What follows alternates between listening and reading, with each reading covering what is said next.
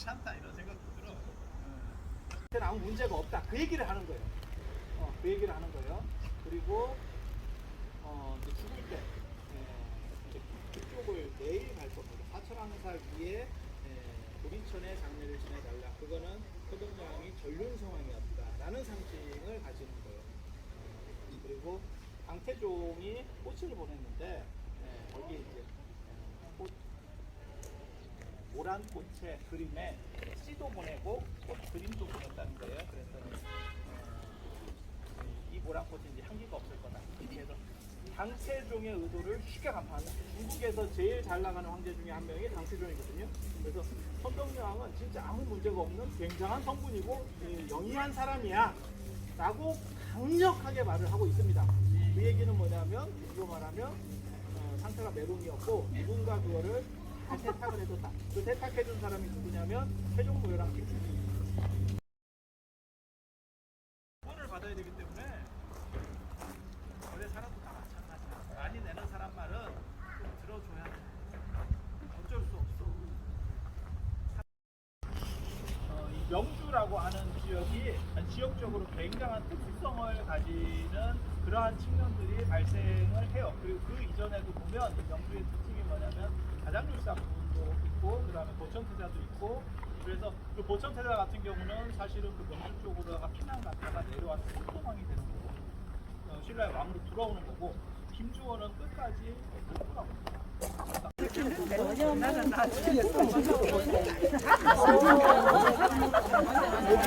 여기에 저 서당화 상지가 있었다 이렇게 쓰였다. 녹음은 안 따죠? 네, 녹음 맞다. 스님 보시지 말고 여기를 보셔야지.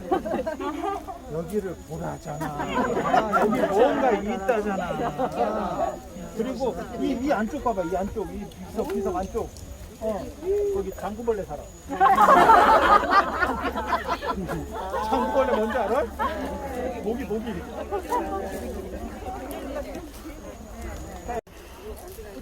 봐봐. 이렇게 숨을 쳐가지고 물들을 돌아시키는 방식이에요.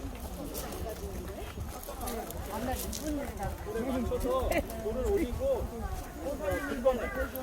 돌을 긁어내서 그래서 안 어그러져. 지금 개인발처럼 이쪽은 말고 좀 더 뒤로 가봐. 그러면 더 많이 건드렸어. 지날수록 세월이 지날수록 팽창을 해요. 나무는 건지고 흙은 계속 밀어내요. 근데 이런 식으로다가 하면 처리를 하면 덜미.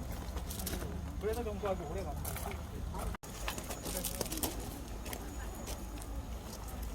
녹음 안 들어가죠? 네, 녹음 안 들어가죠. 설명할 것도 없어. 그냥 보는 척이나 하고 있어봐. 그리고 여기서 올라가지 마세요 이렇게 하잖아. 여기를 이렇게 가리고 올라가는 사람.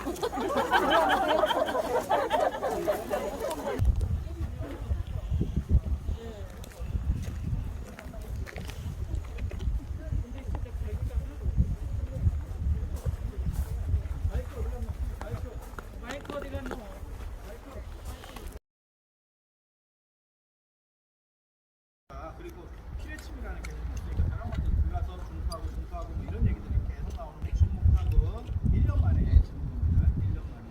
그래서 뭐 장인정신 이런 거 다 없습니다. 그러니까 우리 전통 문화가 이런 거라고 생각하시면 돼요. 빨리빨리 문화라고 생각하시는데 그게 나쁘다는 생각 전혀 없습니다. 그렇게 해서 했는데 이쪽에서 그걸 열었다는 거예요. 이 뭐지? 이쪽에서 열었는데 항룡사 찰주기가 나옵니다. 아까 위에서 봤었던 그 유물이 나오는 거예요. 무슨 생각을 했냐면 아무리 유물도 좋고 돈도 좋지만 이거는 배탈 나는 거예요. 감정 쪽에서 이렇게 나온 거예요. 이거 먹으면 호암이 시끄럽습니다. 짜부는 안 됐겠지? 그 과정에서 이게 발을 박아놓으니까 이 돌이 깨진 거예요. 제껴져서. 그래서 이 돌을 자세히 보면 사실 이렇게 잘 빠졌는지 이렇게 잘 빠졌는지 알 수 있어. 그러면 여기 광배도 꽂았는데 광배는 왜 돌이 안 깨졌느냐? 광배는 나무였을 겁니다. 광배는 조각이 힘드니까 나무로 해가지고 개금을 하면 부석사나 이런 데도 마찬가지예요. 나무로 하는 경우들이 많거든요. 그러면 안 깨져. 깨진 거예요. 3존이 다 똑같이 넘어졌던 거예요. 이 돌이, 이 큰 돌들이 다 깨진 거예요. 지금 보면. 다 깨진 거예요. 그리고 저게 우물이에요. 황룡사 우물. 아까 얘기했었던. 그리고 여기는 강당지. 여기 뒤에 강당지. 그리고 여기 보시면 양쪽으로 부처님 제자들을 모셨을 거라고 추정되는 가대들이 있죠. 그렇죠? 양쪽으로 봐봐. 양쪽으로. 어저께 그 황룡사지 자리, 거기가 경주에서 제일 좋은 자리고, 이제 7군데 중에 그 분황사 한 자리. 분황사는 정확하게 어디 자리인지는 잘 모르겠어요. 그 생긴 거라든가 이런 걸 봤을 때는 차라리 손을 안 대놓으면 됐는데 손을 대놔가지고 자리가 애매하고, 여기 좋은 자리. 여기 겁나 좋은 자리. 여기 신들이 논이는데 신기 올라오는 데요. 여기를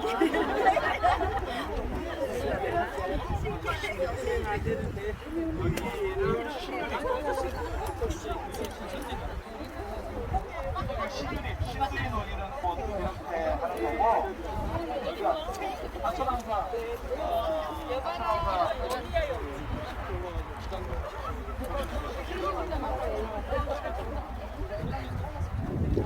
제가 여기 더우니까 설명을 나중에 저쪽에 좀 시원한 데 가서 드릴게요.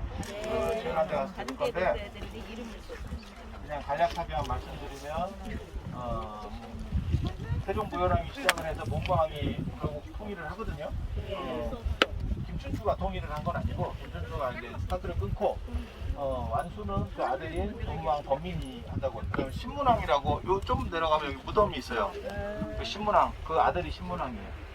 범민이 아들이 신문왕이에요. 그렇게 해서 신문왕 때 이제 전제 정권을 강화시켜서 통일의 기반을 확립합니다. 그리고 나중에 성도방 시호만 딱 들어보면 진짜 성도 그러면 뭔가 좀 이렇게 되게 잘한 것 같잖아. 그럼 그게 끝이에요. 그렇게 해서 이제 완성되면서 거의 발전하기 시작하는 통일신라가 되는 거고, 그리고 어저께도 우리가 그걸 봤었잖아요. 당나라하고 사이가 안 좋아져요. 고구려 백제를 깨고 난 뒤에 그게 이제 십자군 전쟁이거든요. 십자군 전쟁. 그때 600년대 십자군 전쟁이 벌어지는 거예요. 그게 십자군이 뭐냐면, 세로로는 고구려, 백제, 외, 일본 놈이 한 팀을 먹고, 가로로다가 당하고 신라가 한 팀을 먹은 거예요. 그래서 이게 십자 전쟁이 벌어지는데, 이게 그 당시 세계 전쟁입니다. 일본도 엄청난 군대를 투입했어요. 나중에 백강구 전투 보면 3만을 투입해서 오거든요. 일본 거의 전체 군대가 다 온 겁니다. 3만이 넘어오는 거거든요. 그러니까 백제하고 일본의 관계 때문에 왔다라고 지금 그렇게 추정을 하고 있는 거예요. 그렇게 해서 했는데, 신라가 잘한 것도 있지만 당이 떡대가 너무 커요. 그러니까 체급 차이가 나는 거야. 그래서 결국은 고구려 이런 거 안 됩니다. 제가 늘 얘기하지만 고구려는 여러분이 생각하는 것처럼 강국이 아니에요. 거기 사람 안 산다니까. 고구려가 강국이면 캐나다나 러시아도 다 대단한 나라지. 근데 이게 그 대단한 나라가 아니거든. 왜냐면 거기 인구 밀도가 별로 없어요. 그러니까 그런 식으로 따지면 안 돼. 삼국지도 마찬가지. 위나라, 총나라, 오나라가 대등하다고 생각하면 안 돼. 위나라가 인구가 훨씬 많아요. 그러니까 땅이 넓다고 땅이 넓고 대단하면 티베트도 대단하고, 그린란드도 대단하고, 호주도 대단하고 이러게. 그렇지 않아요. 인구가 얼마나 사느냐가 문제인 거고, 지금 같이 영토주의가 아니고 그 당시는 조세주의예요. 그러니까 돈 내는 놈이 몇이냐. 이거 땅은 별 필요가 없어. 그런 초원 이런 데는 아무 쓸모없는 땅이에요. 별 필요가 없는 땅들. 그래서 그렇게 보시면 안 돼. 그래서 인구 밀도들이 얼마나 되느냐 가지고 거기서 세금을 얼마를 뽑아낼 수 있느냐가 굉장한 관건이에요. 그래서 당이 고구려를 그렇게 힘들게 무너뜨렸어도 고구려에서 백성들을 빼가고 버려버리지. 그래서 발해가 들어서는 거예요. 그렇게 버리는 이유는 거기서 세금을 계속 거둘 수도 있지만 그 걷는 비용보다 관리 비용이 더 들어. 뭔 뜻인지 아시겠어요? 그러니까 어설프게 그런데 관리해봐야 면적만 넓고 사람이 적으니까 오히려 우리도 그런 거 있잖아요. 월세 받아서 정부만 좋은 일 시키는 거 아니요? 그러니까 대규모로 월세를 받아야지 한두가 벌써 갖고 소득 신고하면 이게 피곤해요. 인구가 희박해도 돈이 되는 데는 버리지 않습니다. 그게 실크로드입니다. 실크로드는 계속 통행을 하면서 통행세를 떼기 때문에 실크로드는 인구가 적어도 안 버려요. 어떻게 해서든지 차지하고 있으려고 그래. 나중에 왜 버려지냐면 해상 실크로드가 열리면서 해상 실크로드는 기능을 잘 안 하기 때문에 버려지는 거예요. 이해가 되죠? 전부 돈이야. 그때나 지금이나 전부 돈이야. 그 생각으로 계산을 해서 하면 돼. 그래서 고구려는 돈이 안 된다는 게 뭐냐면 저게 안 돼요. 고구려 그 당시에 한 200만 정도 살았을 걸로 추정을 하거든요. 그러니까 그게 대단하긴 대단한 거예요. 200만인데 100만을 막아낸 거다. 100만을 막아낸 거예요. 전체 인구가 200만인데 200만이라고 생각하면 여자 빼면 100이지. 그 다음에 어린애들, 탈배들 이런 거 빼버리면 10만밖에 안 되는 거예요. 그렇게 생각하면 대단한 거예요. 그리고 그거를 무력으로 막은 게 아니고 냉동될 때까지 기다리는 방식을 썼었고, 그거는 러시아도 똑같이 막은 거예요. 러시아가 나폴레옹을 막고 히틀러를 막은 것도 그 냉동 작전이에요. 냉동으로 한번 걸리면 걔네는 죽습니다. 그래서 그런 전술이 있었다는 정도만 기억하시고, 그 다음에 땅이 크니까 대단해요 라고 생각하면 절대 안 돼요. 그런데 당나라 봐봐. 중국이 얼마나 쪽수가 많으면 수나라 때 그렇게 몇 번에 걸쳐서 거두전쟁 때 뒤지게 당했는데도 당이 들어서니까 또 오잖아. 그러니까 그래서 결국 당태정도 못했고 당 고령 위치가 우리 선배인 칙천무가 했다고 했거든요. 그때 칙천무가 가난한 시절일 때, 시절로 봤을 때, 그래서 그렇게 된 상황이고 아무튼 당하고 신라하고 또 2차전이 또 벌어졌을 때 그때 만들어지는 절이 이 절이야.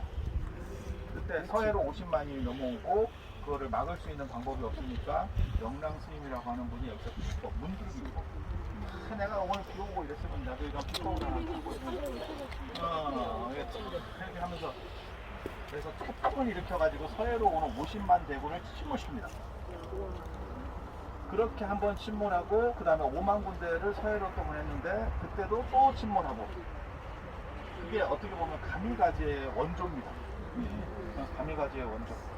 가미가제가 신통 이렇게 해가지고 고구려하고 몽고 연합군 고려 군대가 왜 그렇게 멍청한 짓을 했는지 잘 모르겠어.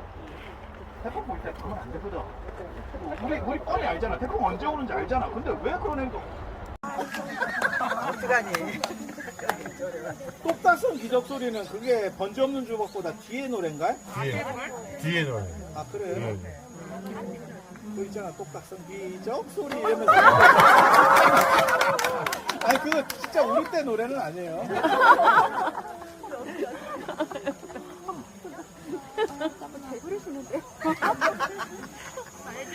여러분 그거 할 때 그것도 있었잖아. 떴다 보아라 안창남의 비행기, 내려다 보아라 엄복동의 자신. 몰라? 몰라요. 그걸 모른다고? 들어봐요. 떴다 보아라 안창남의 비행기. 있나? 야, 씨. 어느 때 사람입니까? 그 당시에 엄복동이라고 하는 사람이 자전거로 좀 날려. 그 자동차가 엄복동 뒤 옛날에 영화도 나왔어요. 망했지. 망했지. 그리고 안창남이라는 사람이 한국인 최초의 비행사예요. 그래서 그 당시에 너무 우리나라가 찌개했기 때문에 그런 분들이 이렇게 조금만 활동을 해도 국민적 영웅 같은 대우를 받았던 시절이 있었어요.